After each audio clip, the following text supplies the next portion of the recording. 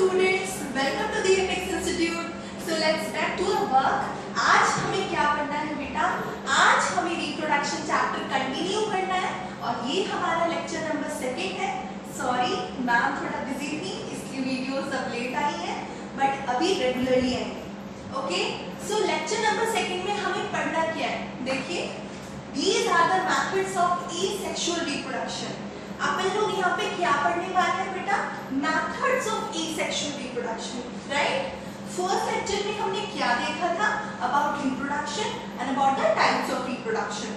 Right now we are going to study methods of asexual reproduction. Okay? तो first one is binary fission. आपने छोटी classes में भी पढ़ा है कि मैम ये तो पढ़ के थक गए. Binary fission.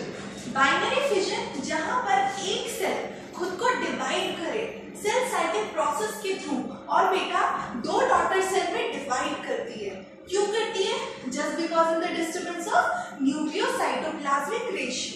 For example we have amoeba. Okay, यहाँ पर आपको अमीबा दिख रहा है. यहाँ पर प्रोटोप्लाज्मा में ग्रोथ होती है और फिर फर्दर डिवीजन होता है.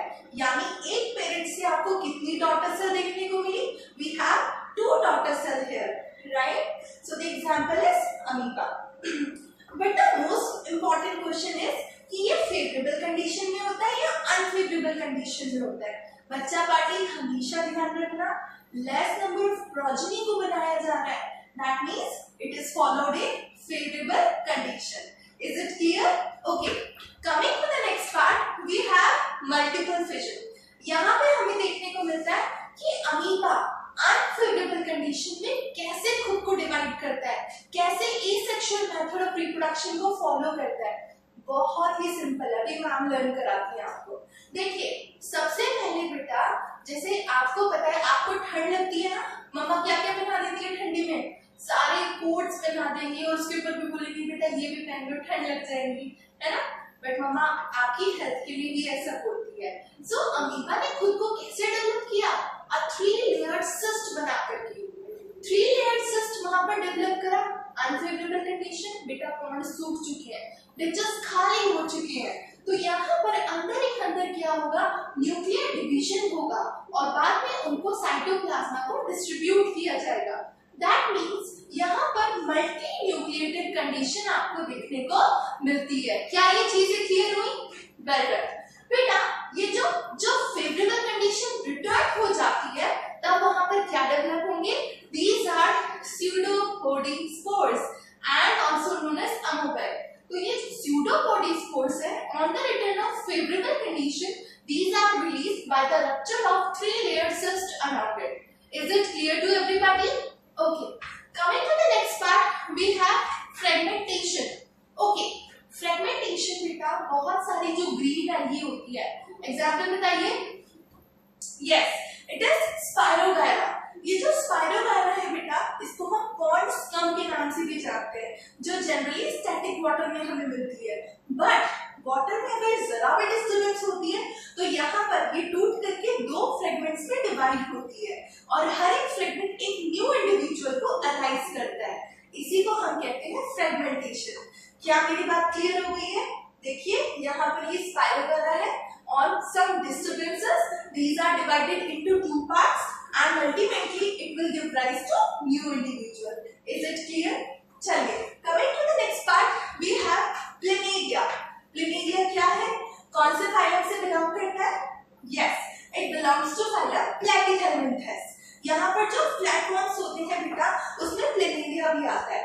बट प्लेनेरिया के ऊपर इतनी सारी रिसर्चेस चल रही है क्योंकि यहाँ पर स्टेम सेल्स देखने को मिलती है और हर एक बॉडी पार्ट डिवाइड करता है और न्यू बॉडी को अराइज करता है. देखिए बड़ी क्लासेस में मैं आपको पढ़ाऊंगी. रीजनरेशन 2 टाइप का होता है, एपिमॉर्फोसिस और मॉर्फोलेप्सिस. रीजनरेशन का मतलब होता है किसी नए पार्ट का बनना या फिर पूरे बॉडी का ही बनना.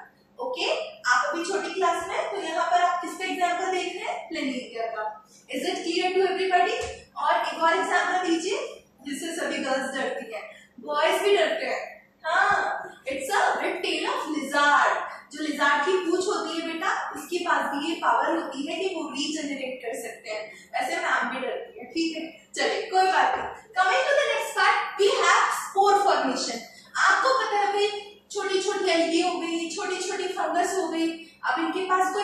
बड़े सेक्स रिप्रोडक्टिव स्ट्रक्चर्स तो नहीं है, नेचर ने इनको बहुत छोटा सा बनाया।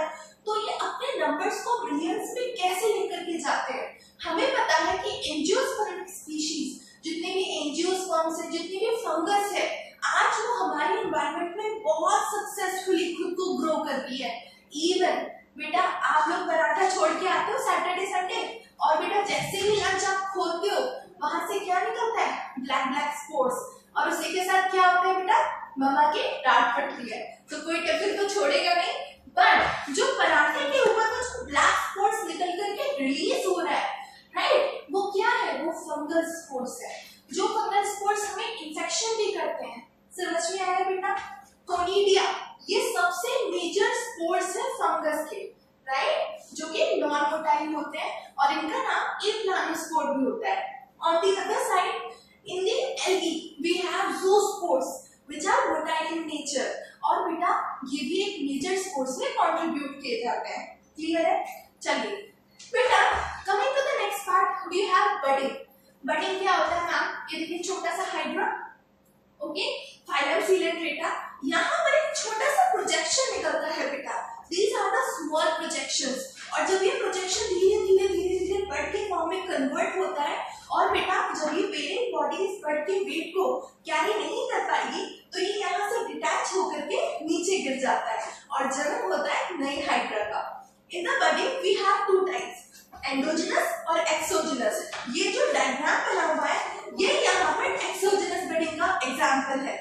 आगे आप एंडोजिनस बडिंग भी पढ़ेंगे जो कि आप गेम्यूल्स के फॉर्म में देखेंगे, जो कुछ स्पॉन्जेस में देखने को मिलता है। सो देखिए कितना इजीली हमने एसेक्सुअल रिप्रोडक्शन को कंप्लीट किया और सारे मेथड्स को भी कंप्लीट किया। तो बच्चा पार्टी बस लग जाइए पढ़ाई में, जितने फेस्टिवल्स होने थे हो गए हैं बेटा। तो